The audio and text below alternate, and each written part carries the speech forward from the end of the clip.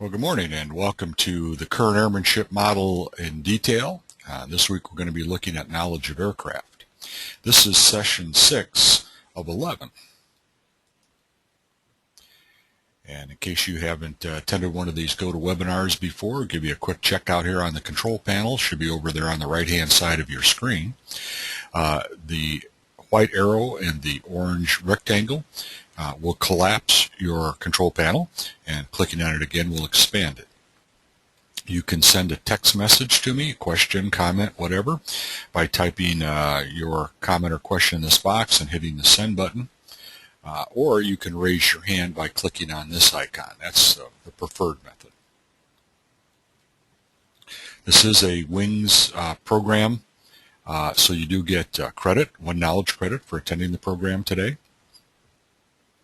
Sponsor of the webinar, in addition to the FAA safety team, is the Center for Airmanship Excellence, and I am the Executive Director of the Center. Here's a screenshot of the Center's homepage, and I'd like to point out here you do have a lot of resources over here on the left that you can access in your pursuit of airmanship excellence, but I would highly recommend that you register for airmanship updates. They're free. That'll keep you in the loop as we start to do more things with airmanship development. We already have a considerable catalog of events that have taken place, and we'll be doing many more of those in the future. The archives, though, are a real good resource for you, and you can see here that we have Redefining Airmanship Wings Program webinar archive. There are 6 of those webinars. Those are actually, those sessions should have been viewed before you got into this Kern Airmanship Model in Detail Wings Program webinar. But that's okay if you haven't.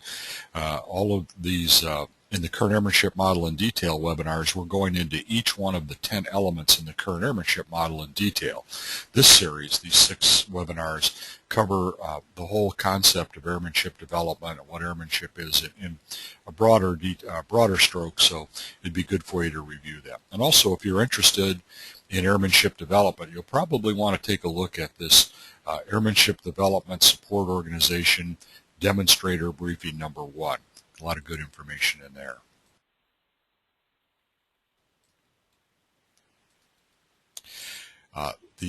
Just take a quick overview of the whole series, so kind of orient you where we're at today. In session 1, we've had a model overview. We looked at the whole Kern Airmanship Model as an overview. Then in the next session, we focused on flight discipline, and then skill and proficiency, and those are the 3 bedrock principles of the Kern Airmanship Model. Last session, we talked about knowledge of self.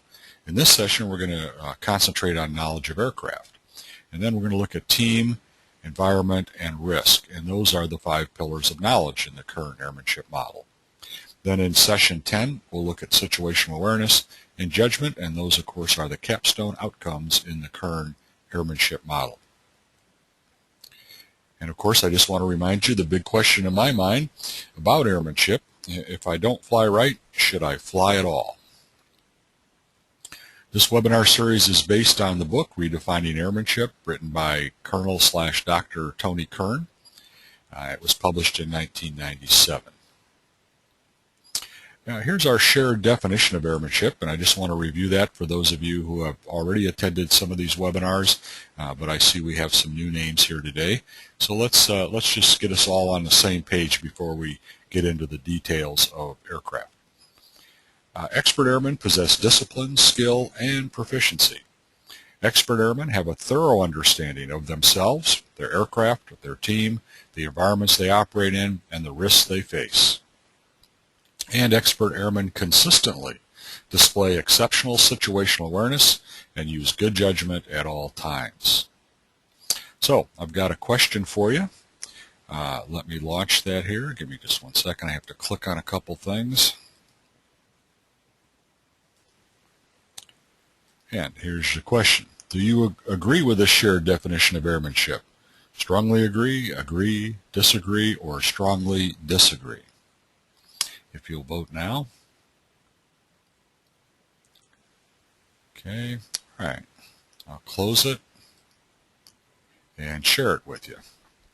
And we have strongly agree 67% and agree 33%, and nobody disagrees with that. So that's good. Thank you. I'm glad to see that most of you strongly agree with that definition.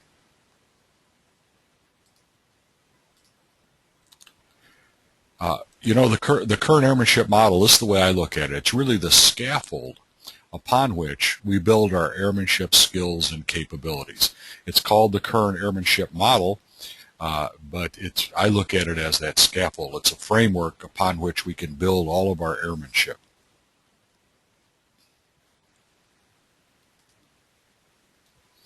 So let's take a quick look at the model just to review. If you have been here before, if you haven't been to a webinar, this is probably your first exposure to this. In the Kern Airmanship Model, there are 3 bedrock principles. They are flight discipline, skill, and proficiency. And then upon those 3 bedrock principles sit the 5 pillars of knowledge: knowledge of self, knowledge of aircraft, team, environment, and risk. And upon those 5 pillars of knowledge rest the capstone outcomes of situational awareness and judgment. And let me say that a little different way. If we practice the bedrock principles of flight discipline, skill, and proficiency, while always striving for more perfect knowledge of ourselves, the aircraft we fly, the team that supports us, the environment, actually you can break that down into more than one environment: regulatory environment, physical environment, so forth, but the environments we operate in and the risks we face, then you can expect the ever-improving capstone outcomes of situational awareness, improved situational awareness, and better judgment. So let's take a look at aircraft, knowledge of aircraft. Samuel Johnson, who was a British author back in the 1700s, said, knowledge is of 2 kinds. We know a subject ourselves, or we know where we can find information upon it. So we have to have memory items, if you will. We have to remember things. We have to have that knowledge, a lot of that when you're flying airplanes. But just as importantly, you have to know where to go look up the things that you don't necessarily remember or you need to clarify. Kern says about knowledge of aircraft: an aviator's ability to develop a personal relationship with his or her aircraft is one of the key indicators of excellence in airmanship. So in other words, if you don't really have that close relationship with your airplane, and we'll talk more about what that is as we go through this, what that relationship is, then you really aren't pursuing airmanship excellence. You must achieve that.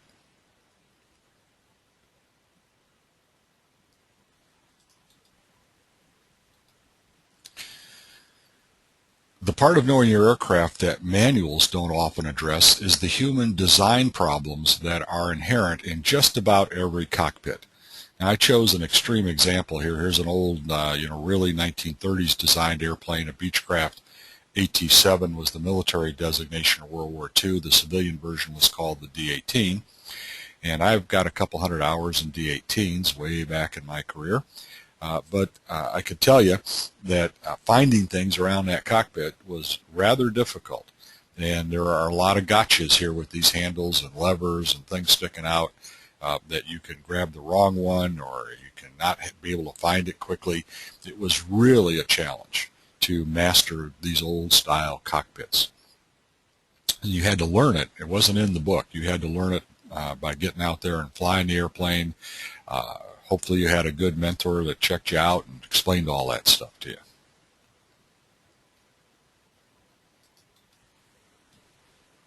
Good mentoring is essential.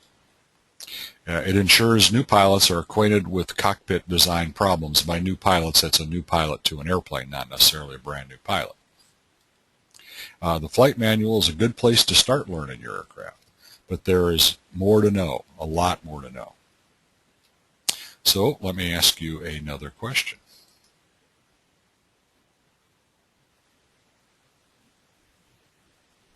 Stand by just one here. I'm having a little operator error problem. I'm going to have to do this. There we go. That didn't do anything. Hang on just one second if you would, please. Okay, here we go. Here's a question for you. Do you have a mentor pilot for the aircraft you fly? Yes or no?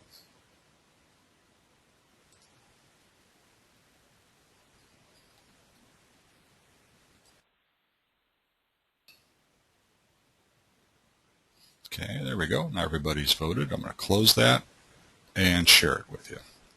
Half of you do, half of you don't. That's a nice split. So for those of you who do, I hope that's working out for you, and you may even have more than one mentor. For those of you who don't, I think you'll see as we go through here that having a good mentor for the kind of airplane you fly is really an important thing.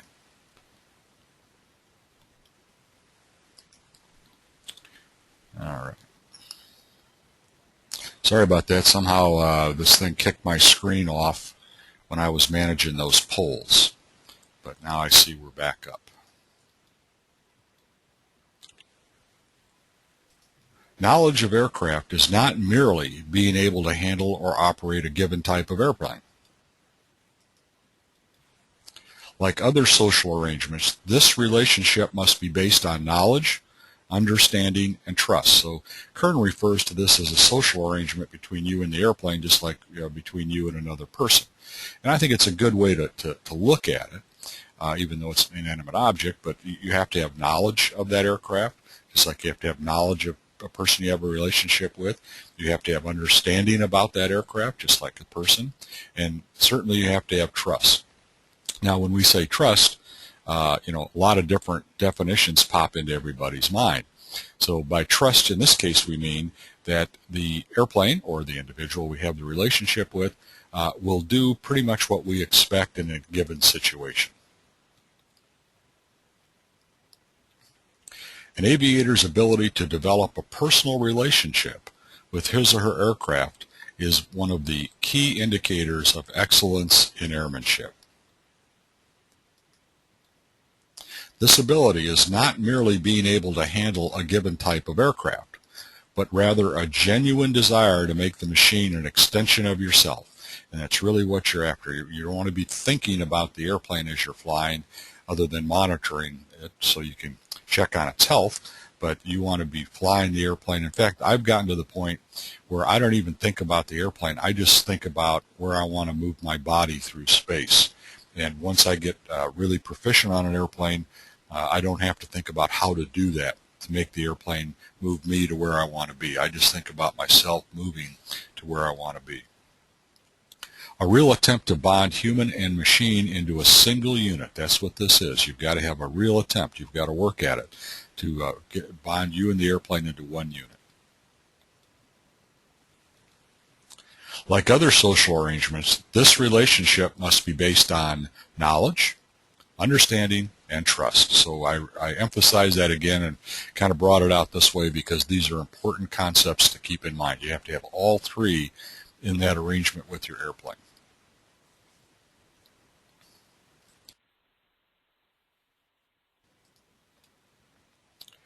Now here's a question for you. Would you trust your life to an acquaintance whom you had just met and barely knew? Probably not. I would hope your answer would be no. And yet every day hundreds of pilots take to the sky an aircraft that they are not completely familiar with, and that completely should be underlined there. You can't just kind of know it and go out and fly it. You've got to completely know it. This casual attitude often comes back to haunt unprepared airmen in a multitude of ways. I can attest. I've been there, done that. Back when I was a lot younger and flying all kinds of different kinds of general aviation airplanes, it was not unusual to go jump in an airplane that I thought I knew, but I didn't really know all that well. And more often than not, it bit me in one way or another, minor to major. Research has found that pilots with less than 500 hours in model are at significantly greater risk for pilot error mishap factors. So most of us who fly general aviation airplanes don't have 500 hours in the model we're flying at that time. So we have to realize that we are a significantly greater risk. And the reason that the studies have shown it's about 500 hours is that it takes about that long to really understand your airplane, know your airplane, and trust it. And again, the more complicated the airplane, the longer it takes, but it still takes quite a bit of time.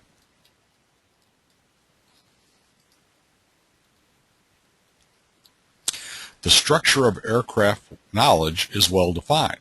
So that's a big plus. It isn't like we have to make it up as we go. There's a regularly defined way of learning your aircraft, knowing your aircraft. So, and we're going to talk about that. The study of systems, procedures, and techniques have been established. Now, I learned this when I started, first real professional training I had was when I started flying for United Airlines in 1968.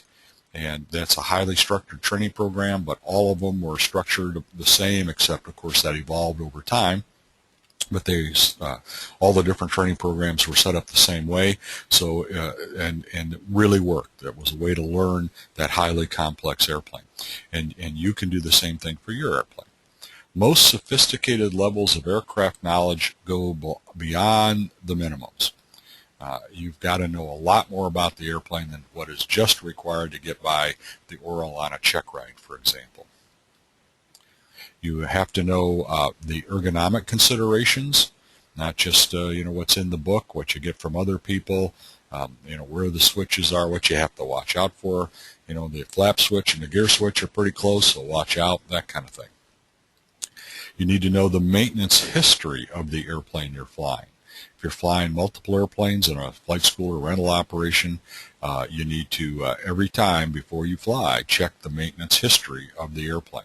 If it's your own airplane, well, then you probably have that maintenance history pretty much in your head, at least the recent maintenance history. And we'll talk about why we need to know these things in just a bit.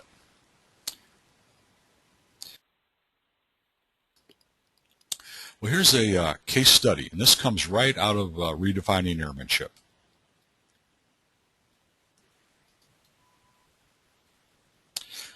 This is the Thurman Munson crash.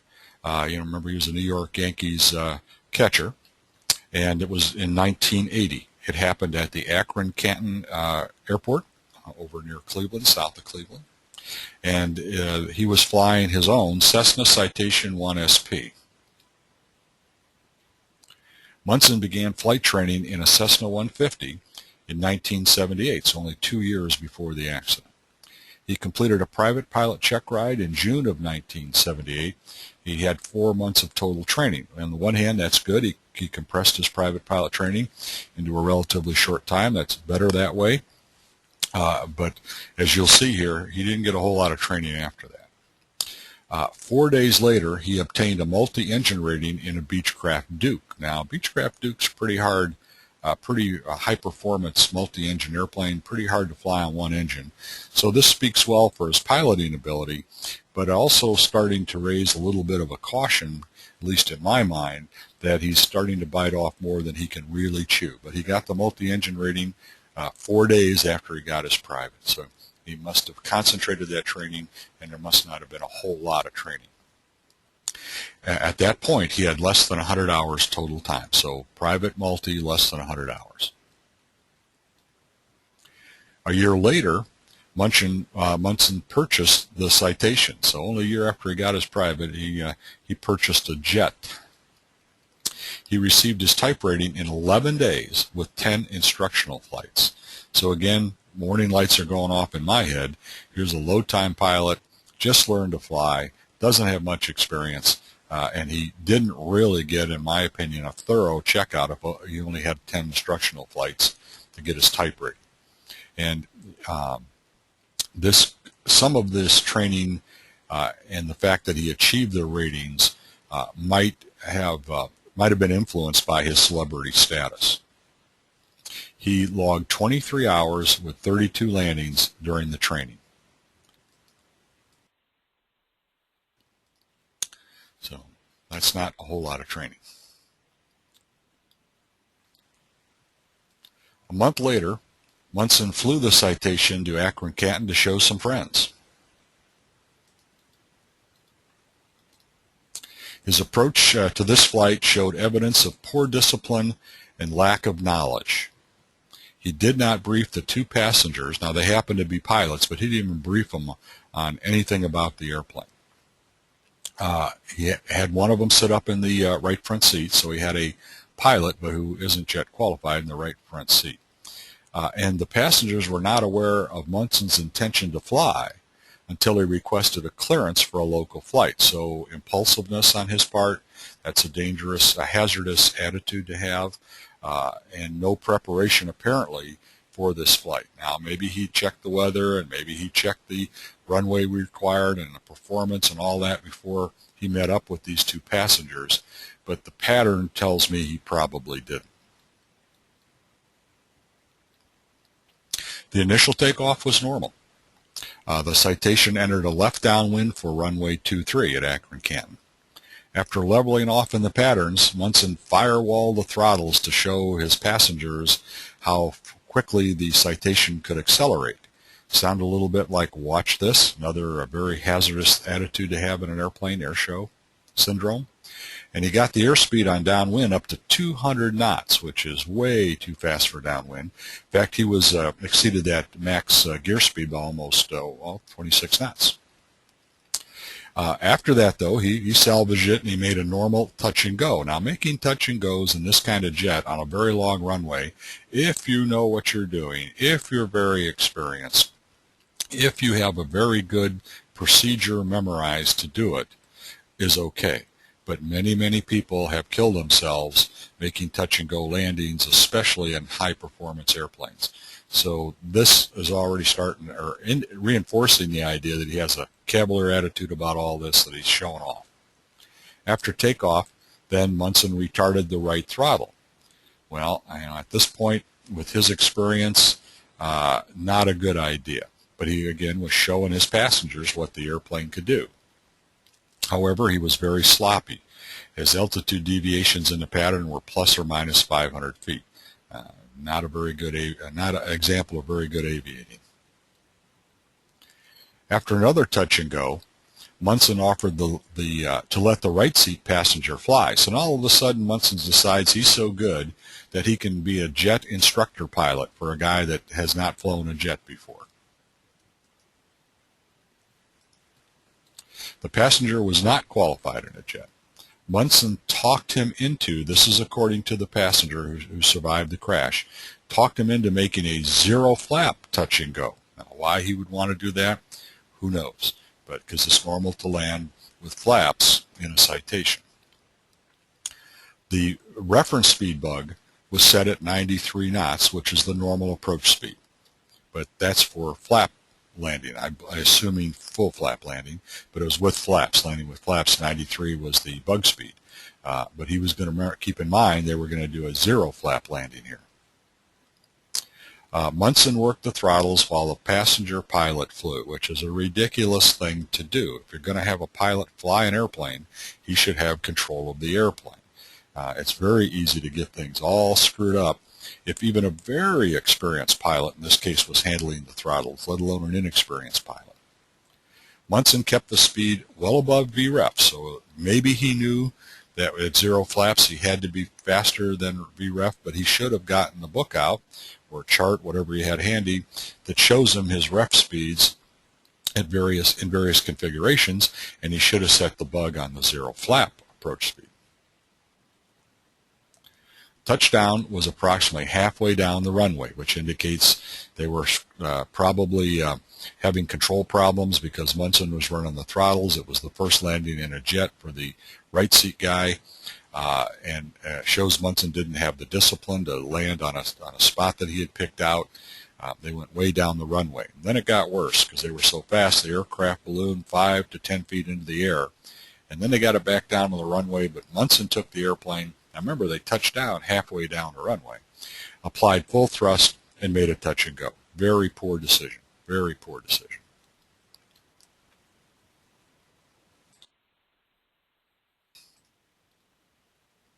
At no time did Munson use a checklist throughout this whole flight, all these takeoffs and landings in the pattern. The passengers, who again were both pilots, said he never pulled out a checklist. Sign of very poor flight discipline.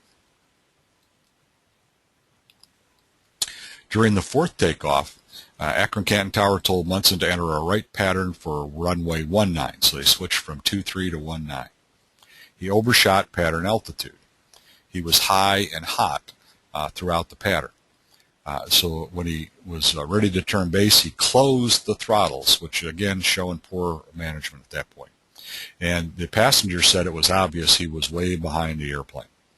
He turned base legs still clean, which is not the procedure for a VFR traffic pattern in that airplane.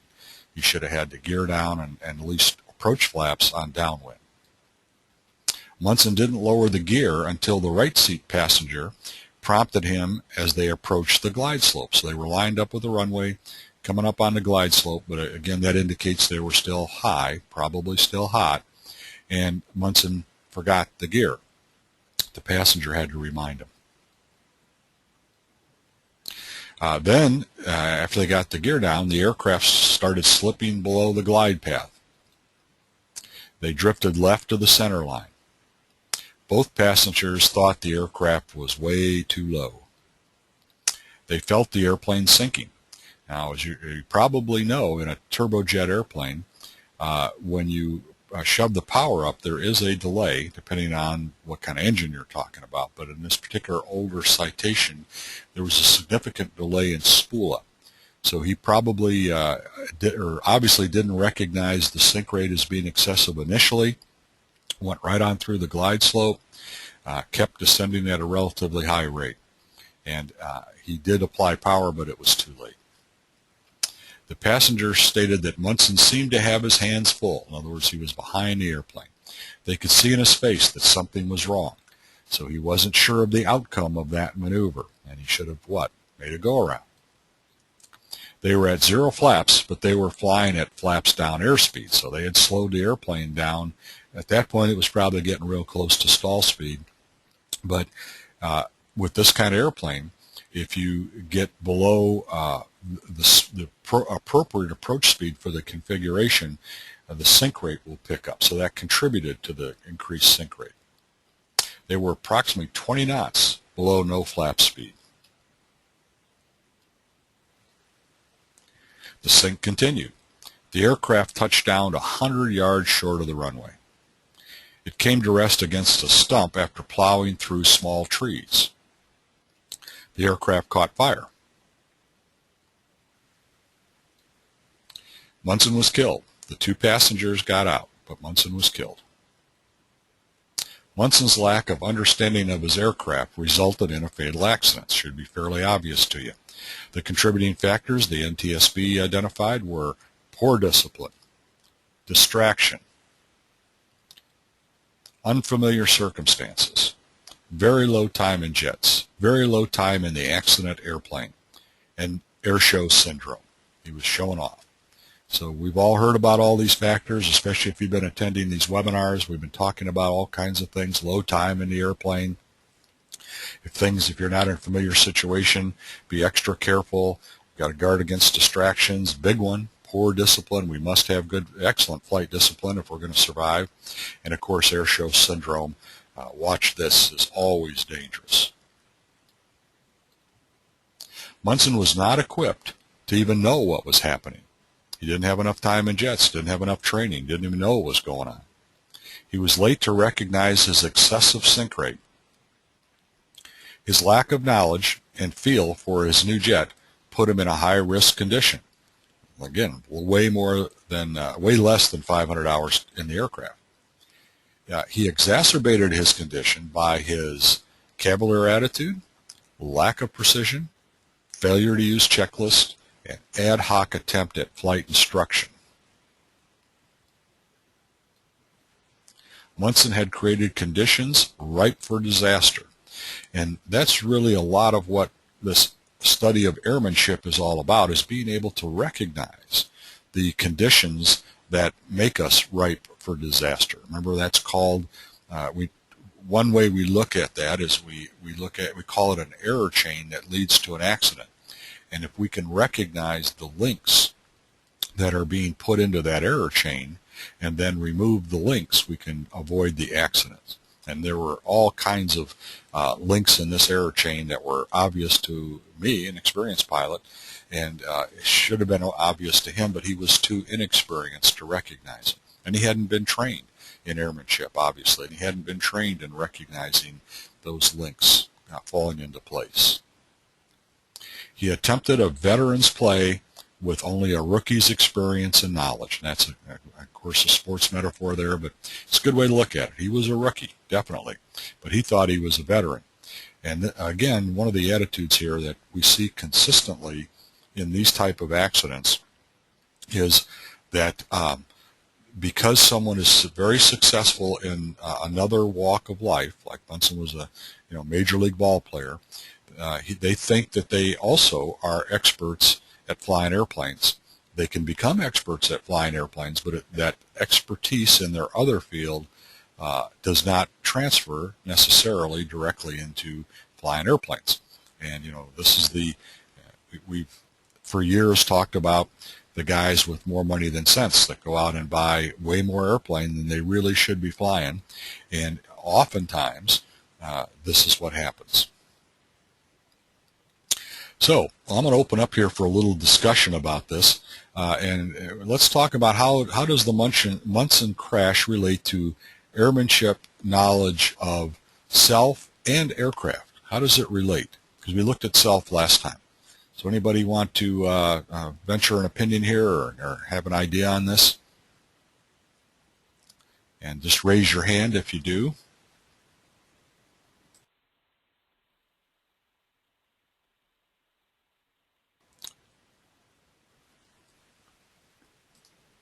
Okay, let me ask you, Tom. I've opened up your mic. What do you think of this? Well, I think Munson's confidence in himself and his overconfidence in himself actually probably even kept him from learning more about his aircraft. He thought he knew more than he did. Exactly. That overconfidence, we talked about that in self last time. It's really insidious, but it's easy to get yourself over there in that overconfidence mode. Thank you, Tom. Sure. Anybody ever have any experience? Not, of course, obviously you're here today, so it didn't end like Munson's did, but have any experience where you got into an airplane, didn't quite know it as well as you should have, as it turned out, and something bit you. Anybody ever have that experience? George, how about you?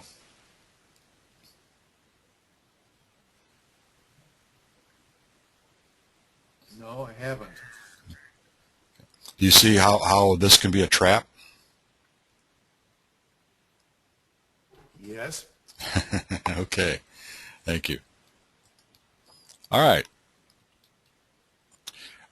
So, what to know and how to learn it. Let's look at that, because that's I promised you guys way back in the start of this series, actually the Redefining Airmanship series, that all of this airmanship stuff at first sounds like it's pretty philosophical, it's pretty high order, kind of way out there for a guy that's just flying personally. But actually, all of this has been figured out, and there are ways that we have developed over the years to learn all these things about the aircraft that we're talking about. So let's look at that for a bit here. Learning aircraft systems, characteristics, procedures, and techniques can be a daunting undertaking. And again, the more complicated the aircraft, the more daunting it can be.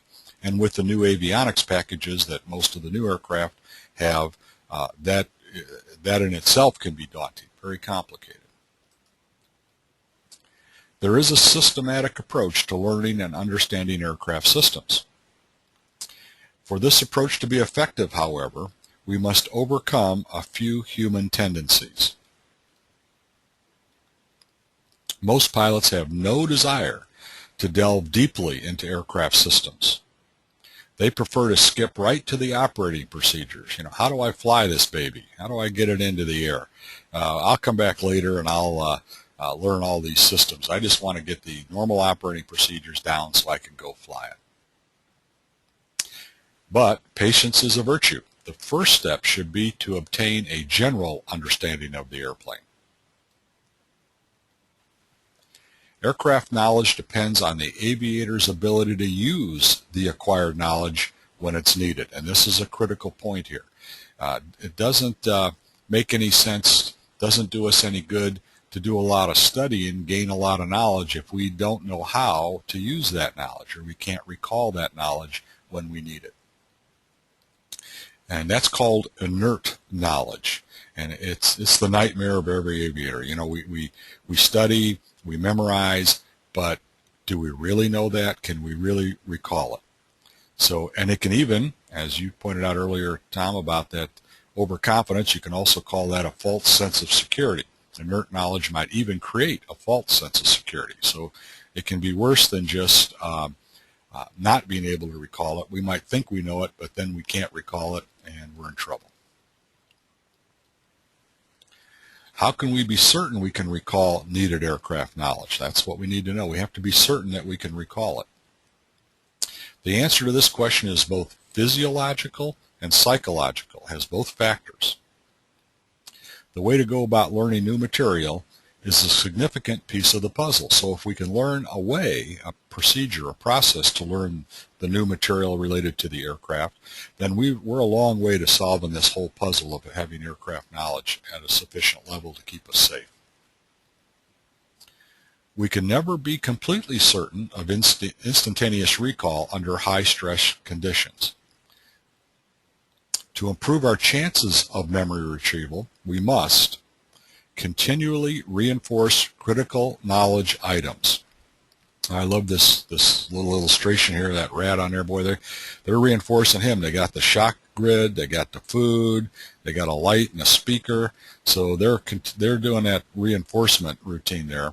But I put that up there because we have to come up with our own ways of reinforcing our knowledge, because it needs to be reinforced continually. Simultaneously, we must simultaneously maintain our ability to integrate aircraft knowledge into our whole airmanship package. Because remember, when we talk about the Kern Airmanship Model, it's an interdependent. Those elements are interdependent. It's a whole package. It isn't just knowledge of aircraft. We have to have knowledge of aircraft and knowledge of environment and how those interrelate, for example.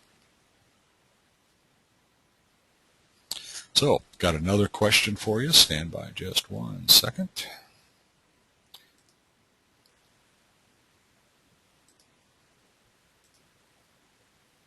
Okay. How do you now memorize your critical memory items, like your emergency memory items and so forth? Do you just read the POH and memorize it there? Do you use flashcards to reinforce, memorize, and reinforce? Do you use have a list that you've written down of the critical memory items and you review that periodically, or you just remember them? Or do you use the emergency checklist to review and reinforce these and check any of them that apply to you? And by using the emergency checklist, I don't mean during an emergency. I mean, you know, pull it out of the pocket while you're flying along and cruise and review the memory items. Okay, got a couple more to vote here yet. All right, there we have everybody. Let me share the results. So 100% of you read the POH, 20% of you use flashcards. That's great. I'm a big advocate of using flashcards. I've used them throughout my career on every airplane I fly, including relatively simple airplanes. It's a good way to reinforce it. I use a list, so some of you guys have produced a list, 40% of you. 20%, you just remember them. You got a great memory. You must be the young guys in here in the session today. And I use the emergency checklist to review. Good. That's a good spread. I'd advocate, again, come back to taking a look at putting together flashcards and using them. Most everybody that has used them, and almost every airline pilot uses flashcards, will tell you that it's a good way to do it. All right. Let's look at now, again, drilling down a little deeper, getting a little better, a little finer look at how we do this. Here's where we start. We have to plan a program of systematic study. We have to have a plan, and it has to be systematic, the study.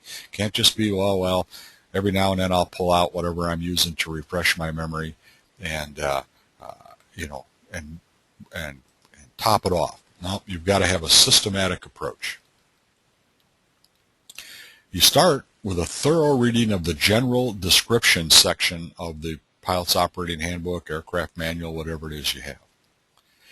But at this particular time, through that general description section, don't try to memorize anything. Don't read it for retention. Just go through it, general background. This section prepares you for a more thorough study of the manual.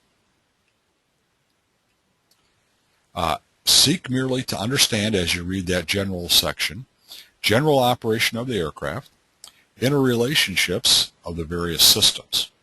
Much of the material in a general description section is somewhat dry and can occasionally be boring, so that's why you're not going to focus too much on that section. You're just going to read through it, just get that general look at the airplane. But it's essential groundwork for what you're going to do next. And here's what you're going to do next. After reading the general description section, move on to emergency procedures memory items, aircraft operating limitations, and those this is life-saving knowledge. So that's why this, Kern recommends, and I agree with them wholeheartedly, read the general section for an overview and then get right into the emergency procedures and the aircraft operating limitations. But don't just read them and then breeze by them. Each memory item on the emergency checklist, you should know why you're doing that and commit it to memory.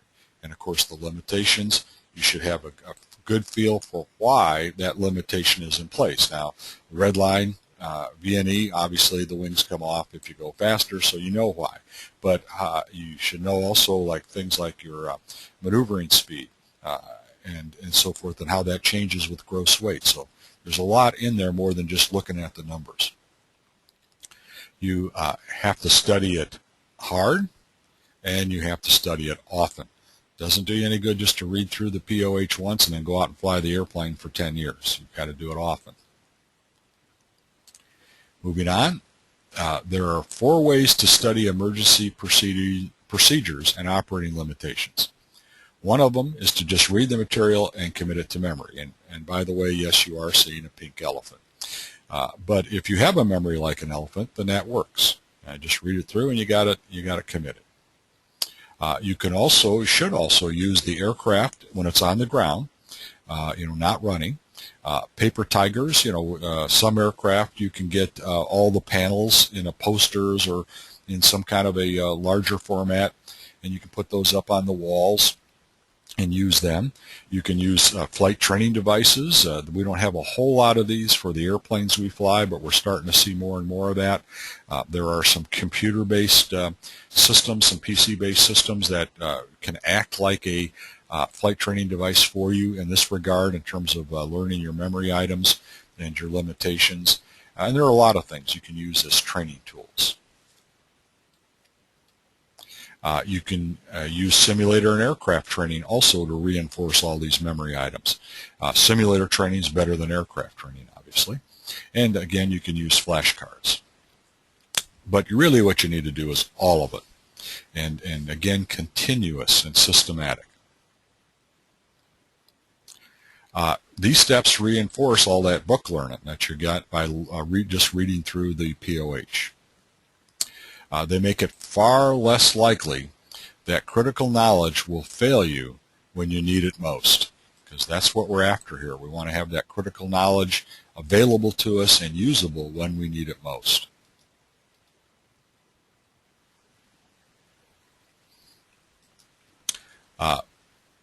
When you are certain that you know this information cold, you got it down cold, then you can divert study time into other areas.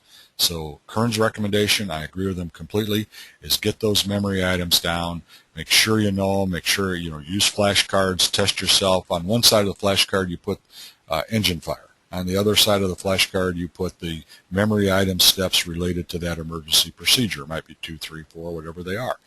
Hold that card up, engine fire, run it through in your memory. Can you call them up right away? If you can, you don't have to flip over the card, but I always do, just to read through the steps to reinforce, reinforce, reinforce. That's the key to keeping these things in your memory banks. And I can tell you for every emergency I have had in my career, I was able to access those memory items. They just popped right up. But again, I've always worked at it. I've kept them. I kept them current. So after you've got your memory items, now you can start looking at things like aircraft flight characteristics, communications and navigation equipment, how do you operate it, what limitations are there, the normal procedures, and the techniques that are used to fly that particular airplane. So you don't get into these things, which most guys want to jump right to, until after you've got your memory items and limitations down cold. So the key to expertise in aviation is continuous and systematic study. That's it, continuous and systematic study. After your initial aircraft checkout is complete, you must establish a continuing plan for studying your aircraft. So you're not all done when you complete that checkout. There are two ways to accomplish this plan. You can do systematic review, and you can do experience-based inquiry. Experience-based inquiry is where something happens in the airplane, and then you start digging for the answer that puzzled you when you were in the airplane. But really, again, a combination of both of these is best. Yeah, it'll work either way, but not as good as they'll work together. So you should have both systematic review and experience-based inquiry. The combination has worked well for many aviators. I can attest to that. Works well for me. So, another question for you.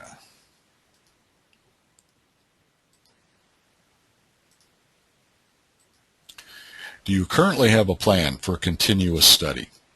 Yes, no, or yeah, kinda.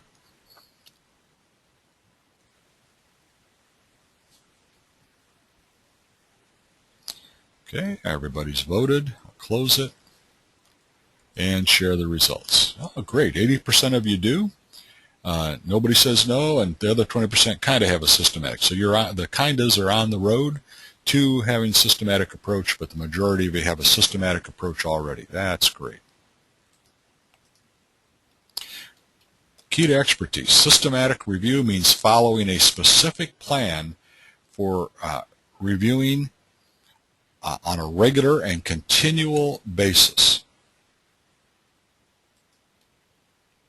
And what you're going to review on a continuing and regular basis is the technical data related to your airplane, the operational data related to your airplane, and it's best to have an annual plan. Get a calendar and write in there how you're going to do it. For example, it might be let's say it's what, March now, so we're going to start this in April. And the first week in April, we're going to read the the power plant section of the manual. And then in May, we're going to read the landing gear and brake section. Have it down in a calendar, because you'll be much more likely to do it if you have a plan laid out in writing. Use assessment tools to zero in on areas in need of improvement. Now, assessment tools could be a CFI, could be an assessment tool. Take a flight with a CFI, preferably a senior CFI, and have him assess your weak areas, what you need to work on in terms of aircraft knowledge here. That's what we're talking about. You could take, if you have a written exam for your airplane, like most rental operations have a quick written exam on the limitations and memory items and performance and so forth. Get one of those or make one up yourself without the answers, and then run through that every now and then to see what you're starting to forget, where your weak areas are. A lot of different assessment tools. Then you construct study questions before beginning each session. So based on what your weak areas are, come up with the questions that you want to get answered before you start your study session. And keep a written record of those questions and when you got the answers. And we recommend, if you attended Redefining Airmanship, you'll remember that we recommend that you keep an Airmanship Journal, something you carry with you in your flight bag. Keep it handy so that when airmanship questions come to mind, you can write them down in the journal so you can go get the answers later.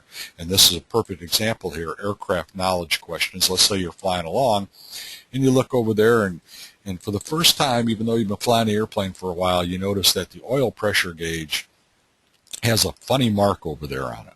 And you don't remember what that symbol is. So write it down in your journal, because it's not the time while you're flying along to go digging through the manual. But then later on, when you have some time, go look that up and refresh your memory. Experience-based inquiry uses actual flight occurrences to trigger further study. And if you guys recall that Airbus A380 Qantas that had the major problems here a few months ago, if you saw some of those pictures, there were big holes in the airplane when they got it back on the ground. But if you read the report on the incident, luckily it turned out just to be an incident, man, they were very close to losing that airplane. And there were a lot of things happening, and the guys were obviously new on the airplane, because that airplane hasn't been relatively new for airliner, hasn't been around very long. So I'd be willing to bet that that when they got back on the ground, there was, for quite some time, they were digging through books because that occurrence triggered further study, and that happens to all of us. It's really good because it attaches automatic relevance to the material. You know, if you're just reviewing, it's a little more difficult to attach the relevance to what you're looking at. It's much easier if something has happened to you, and then you go look it up. You're going to remember it much better. This method often leads to seeking information that is not in the POH. You can't find the answer there. I run into this all the time. I give initial and recurrent training in high-performance twins and singles out at Glass Simulator Center at Aurora, and I do a lot of work on the Cessna 421 series. And so, you know, I've got POHs and all that for the airplane, but sometimes I can't find the answer there. So generally, if I can't find answers in the POH, I go to the maintenance manual. Or maybe you're calling up somebody that's a mentor on that airplane and knows a lot about it. So I have another question for you now.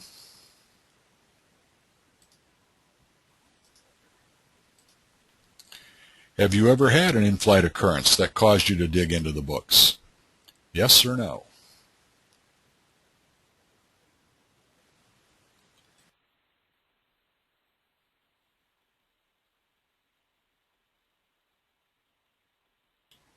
Okay, I'm going to close it and share it with you.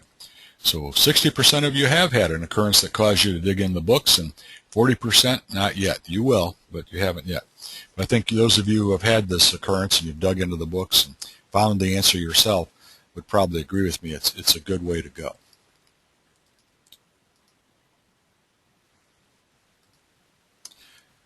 The combination of a structured review process and experientially focused study provides a solid plan for continued growth and understanding your aircraft. So if you've got your plan for the structured review process, you've got a calendar, you're going to do this, this, and this, and then on top of that, you add every time something happens while you're flying, you write it down in your Airmanship Journal, and then you go look up the answer. That's a good plan. That's what you're striving for. That's what you want. The key to effective study remains in the hands of the individual. Nobody's going to make us do this. We've got to do it ourselves. And that's good because you know best what areas you're weak in. Now, I would put a little bit of caution here. We're very bad at evaluating our proficiency, but we're not so bad, and we talked about that in the last webinar on self, knowledge of self. But when it comes to weak areas and knowledge of the airplane, we're pretty good at telling what those are because we bump up against that when we're operating the airplane. But many aviators get bitten by knowledge areas that they're comfortable with. So you think you know everything about how that engine operates on your airplane, but there may be things that you don't know, and that complacency may rear its ugly head and give you a good bite. So you've got to be probing all the time for your weaknesses. A great deal of important information is not even in that POH. So again, I say it over and over, just reading the POH is not learning your airplane. That's just a step in learning your airplane.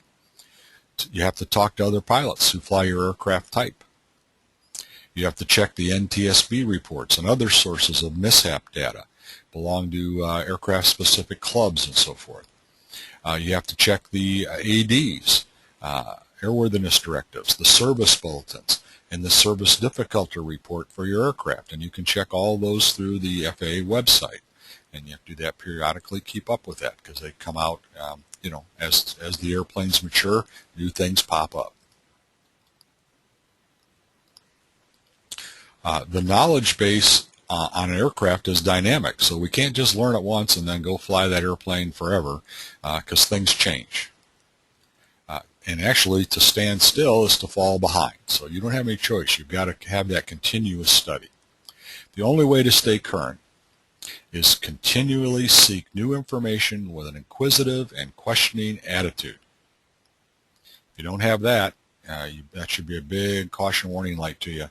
If you think everything's always just fine, you're complacent, you've got a problem. You've got to be continuously seeking new information. You must understand your aircraft as an individual. We mentioned that a little bit earlier, and this is Kern's opinion. I agree with him. An individual, by the way, is not as an individual like a person, is as the airplane is unique. Even though there may be a lot of that type out there flying around, each aircraft within that type is an individual. And they're different from each other in small but important ways. Their maintenance histories are all different. So you have to dig into that maintenance history of the airplane you're flying and be familiar with it, be comfortable with it. You also have to be aware of any major overhauls of course, the engine, but also components, because if major overhauls have taken place and you don't know about it, it's very frequently. Things happen coming out of overhauls and maintenance. Also, same thing with parts replacements. Now, here's the big one. Could not duplicate write-ups. Somebody else that flew the airplane, or maybe you flew it, wrote up an item, and the maintenance guys could not duplicate it. That should be a big caution warning light for you if you see that in the maintenance logs, especially if you're sharing airplanes with other people, because I would rely on the pilot making an honest report. In other words, most pilots will not write something up that didn't happen mechanically with the airplane. And the mechanics, I'm sure, make an honest attempt to duplicate it, but sometimes they just can't. It's an intermittent problem or the dynamics of the flight environment or what triggered it, and they can't do that on the ground. So if you look in the maintenance log of an airplane you're about to fly and there was a write-up and the maintenance guy says could not duplicate, that's a risk factor. You've got to evaluate it, and you've got to, that's one link in a potential error chain that could lead to an accident. You have to check with the maintenance personnel. I do this if I'm in an environment where I've got mechanics around that normally work on the airplanes. I'll ask them about it in addition to looking at the maintenance logs. And also, if you can, it's an excellent idea to talk to the last pilot who flew the airplane. Again, in our environment, personal flying, that isn't often easy to do, but if you can, you should do that.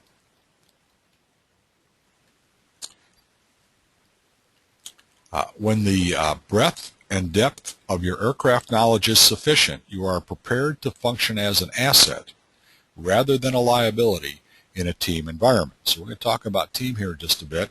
And if you don't know your airplane very well, then you're a liability because you don't know what to write up. You don't know when it's right or wrong. You may not be operating the airplane in a way that is conducive to keeping it in good shape. So you've got to be very knowledgeable to be an asset. If you're not, you're a liability to the team. And each of us flies as part of a team. Even if we have our own airplane and our own hangar, you do have maintenance people to support you. You've got the flight service guy you call for your briefings. If you're flying a rental flight school operation, obviously you have more of a team that you operate with. We all have some kind of a team, and you want to be an asset rather than a liability. The sum of our personal knowledge is only a part of the larger decision-making process when we're operating within a team. We've got to keep that in mind. So if there's a question about the airplane that's bugging you, you don't quite know the answer, you should have team members around you, maintenance guys, mentor pilots, instructors, and so forth that you can go to get add to your knowledge and include them then in that decision-making process. Now, there's a couple other case studies here in this section of redefining airmanship, but I didn't want to go too long on this webinar. I knew we were going to go just slightly over here. We're almost to the end, so I just wanted to remind you that there are a couple other very, very interesting case studies in the book. And let me ask you a question about that now, if I could. Wish there was a quicker way to get into these questions, but there isn't. And I just shouldn't have been talking because I just hit the wrong button. Stand by.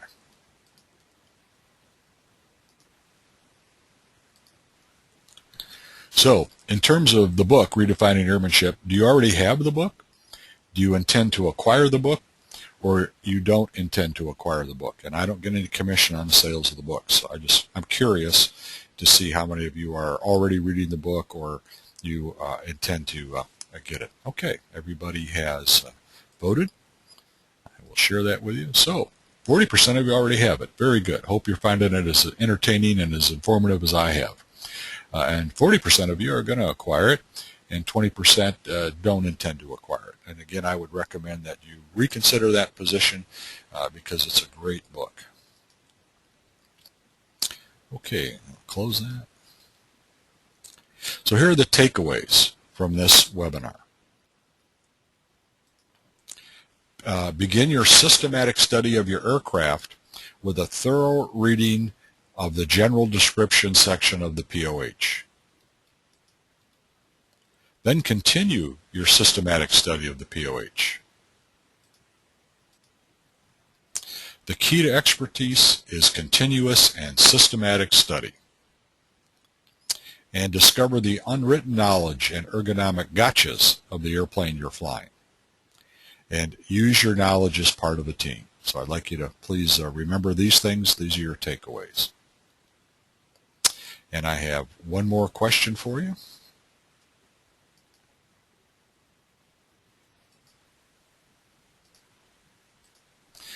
And I'm curious about this. How likely are you to develop a continuous aircraft study plan? And I would, for those of you who already have a continuous study plan, if you intend to improve it or continue to use what you have, then very likely would be a good answer. If you don't already have one, then how likely are you?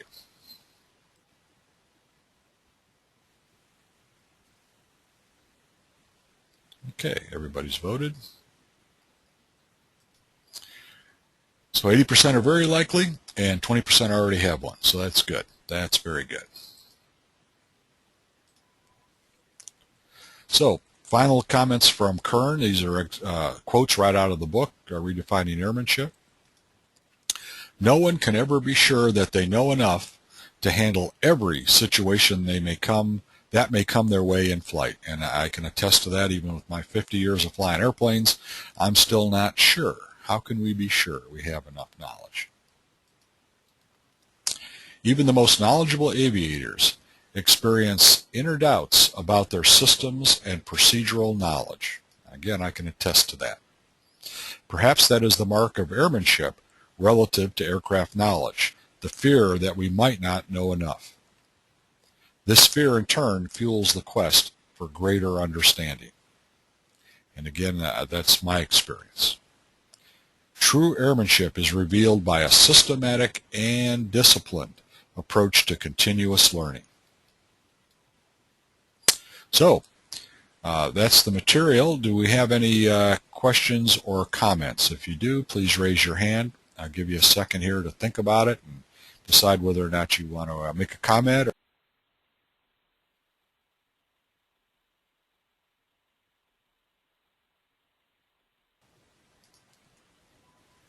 Okay, so don't forget to register for session 7, that's a mouthful, where we're going to talk about knowledge of team. Here's my contact information. If you do think of any questions or comments that you'd like to share, please give me a call. I'm always happy to talk to you about airmanship development. There's my email address. And again, there's the website address for the Center for Airmanship Excellence, where you'll find a lot of resources that can help you with your airmanship development. And I'm going to leave you with what General Yeager has to say about it. If you're going to fly, do it right.